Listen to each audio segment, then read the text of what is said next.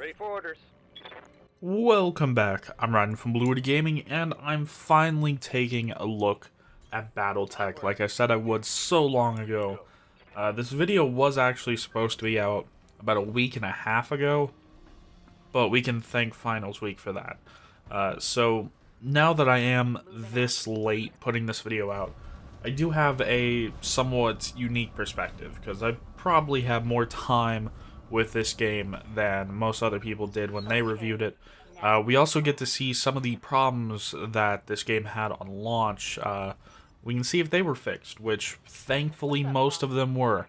Having a video out this late means I also get to skip some of the more obvious stuff, since if you're watching this, you probably watched some other people's reviews of Battletech as well. So I'm going to skip over most of the super obvious stuff and really just focus on what I want to talk about, my like favorite things and major gripes with this game. So let's get right into it.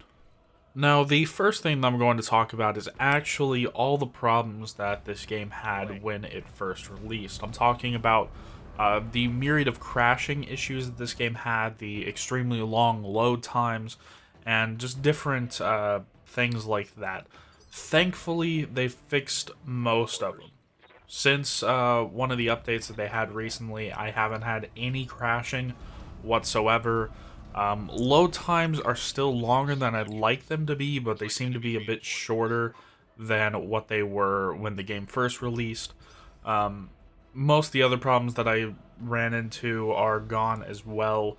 So thankfully, all the like technical issues that people were having when this game first released, you don't really have to worry about any of those anymore. So if you're watching another review, you can kind of disregard that, because that stuff has been patched out. Although, since they were able to patch it out the week that this game came out, I don't see why they couldn't have just sped that up a little bit and released that with the actual game. So yeah, that's that. Let's move on to the next thing. And that is actually going to be the personal negatives that I have about the game, because this game doesn't actually have all that many things I dislike about it. The first one, and the most obvious, is something that I've already covered. It's the long loading times. That is something that really just after a while kind of starts bogging down. But those aren't too terrible. Now, besides that, some of the other negatives are that there's not a whole ton of voice acting. Like, the main characters are voice acted, but you're going to be reading a ton in this game, which reading isn't a downside. I just wish that there was more of that voice acting, because it's actually quite good. And I just kind of wish that we heard a bit more of that. Then next, this is something that comes up more and more as I keep playing. When you're fighting against different mechs, you really have to remember what kinds they are, because at the end of a mission, you can get salvage of different types of mechs, and once you get 3 pieces of a mech, then you can form that into a mech that you can actually use. The problem is, you have to remember what kind of mech you're going after, and its exact name, because if you forget it, then you could end up picking the wrong components, because it doesn't tell you exactly what it will end up using, or what the mech will end up being like. And then on top of that, you don't know what kind of armaments you're going to be able to put on said mech until you actually have it, which I kind of wish that they would tell you that beforehand, so that you can make more informed decisions about, hey, I want to go after this mech, or I want to stay away from this other mech. Which currently isn't something that they do.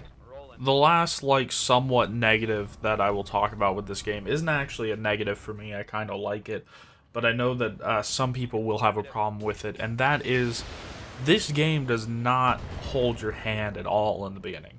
Like, I had to redo the first, like, campaign mission when you're on the moon trying to get your ship. I had to redo that mission several times, like 3 times or so, before I was finally able to get through that one. You can partially complete missions, and by that I mean you can have members of your squad die during a mission and then continue on after that, but I don't really want to have people die on like one of the first couple of missions in the campaign. And because of how perks and stuff work, which I'll talk about here in a minute, losing a pilot is a big problem in this game. And you kind of have to know when to pull your guys back and keep them out of the line of fire and whatnot. And when to have other people come up and like get the aggro of the opponents. So, yeah, the difficulty in this game is definitely something that some people are going to have a problem with. So, since we've covered all the big negatives, let's go over to the positives and end this video off on a positive note. Now, this first one isn't anything that actually has to do particularly with this game, but more the whole Mech Warrior universe, and that is the design of the mechs. Most of the time when we see mechs, they're more streamlined design, kind of like the stuff you see in Gundam and whatnot. This, no. Some of these mechs look like AA emplacements on legs, or just rocket canisters on the shoulders of mechs, and some of them even have like whole parts of their torso that are just rocket tubes that you can see where all the rockets and stuff come out.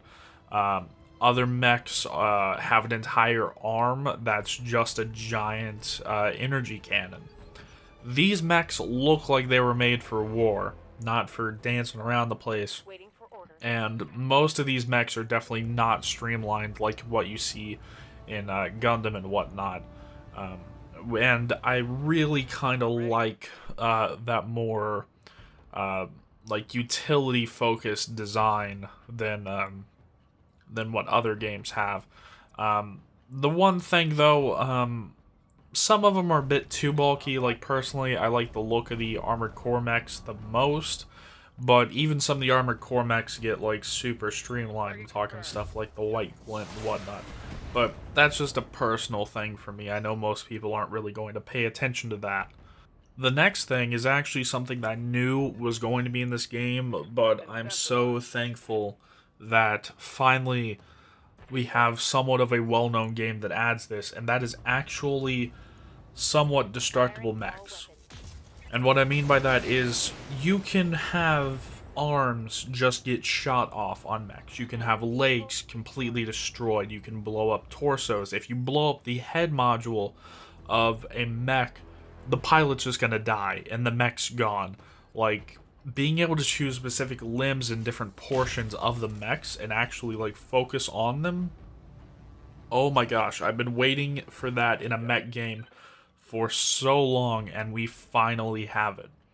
And to extend that out, combat in general, and just playing missions in general in this, is fun. Like, I'm used to the more, like, just run-and-gun style mech games, like I've already said. Armored Core, I used to play a ton. We've had that, Gundam fighting game from late last year. That was another thing that I played. But most of these don't have you slow down kind of in this turn-based combat style.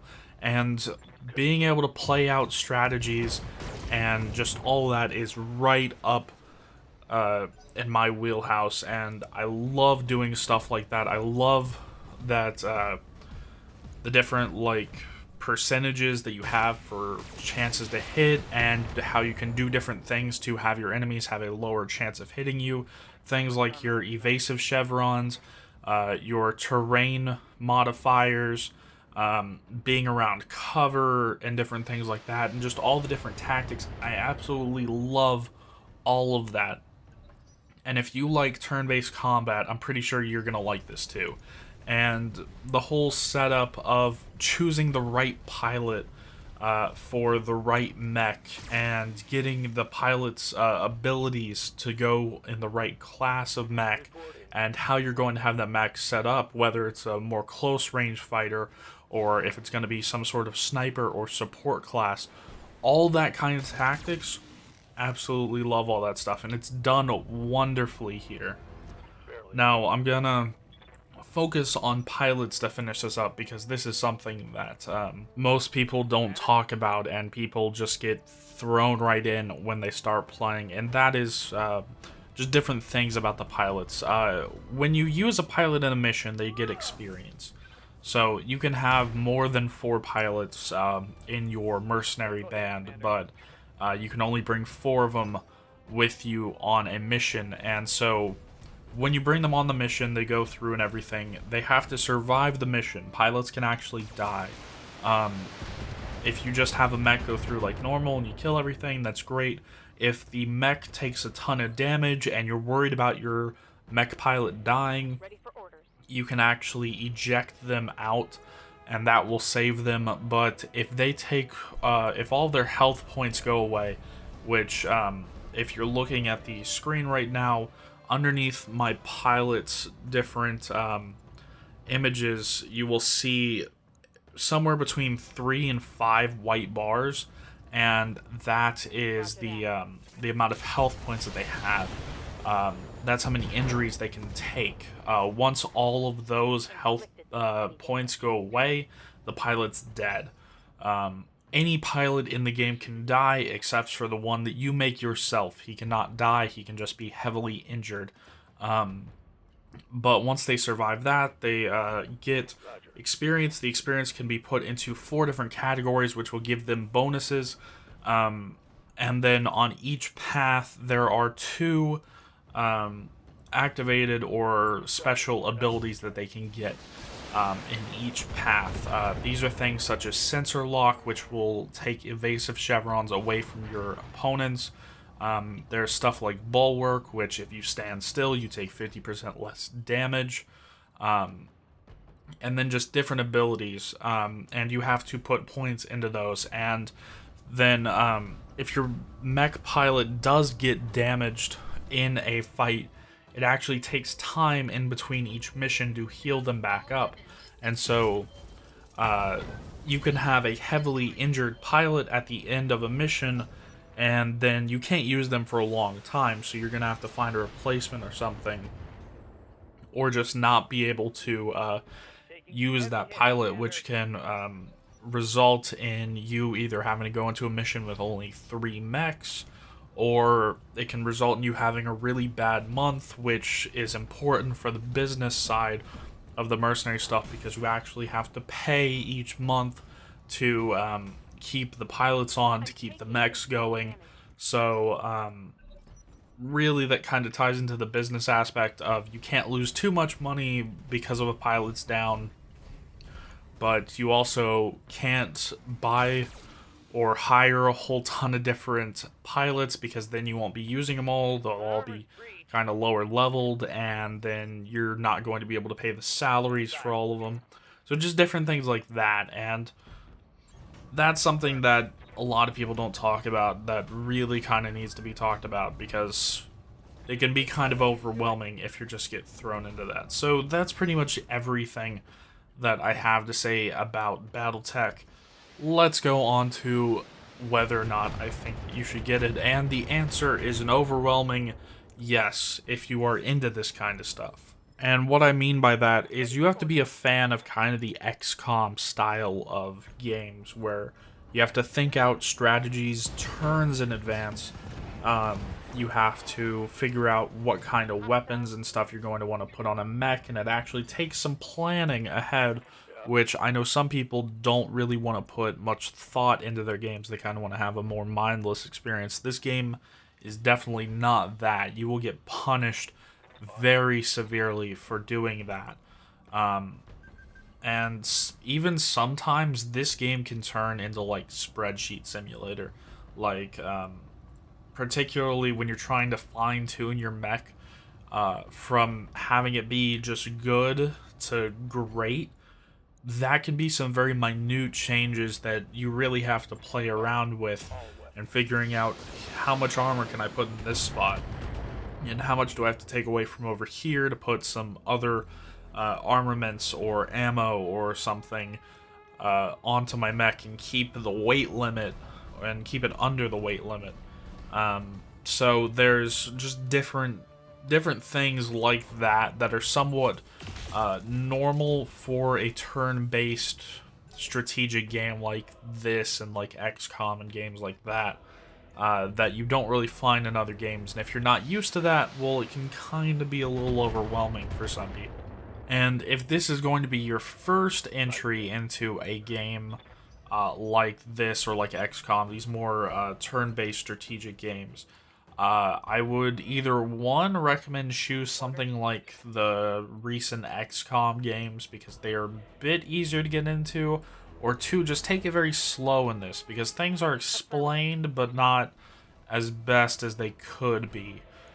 So yeah, that's pretty much it for this. As always, I'm Ryan from Blue Gaming. I'll see you guys in next one.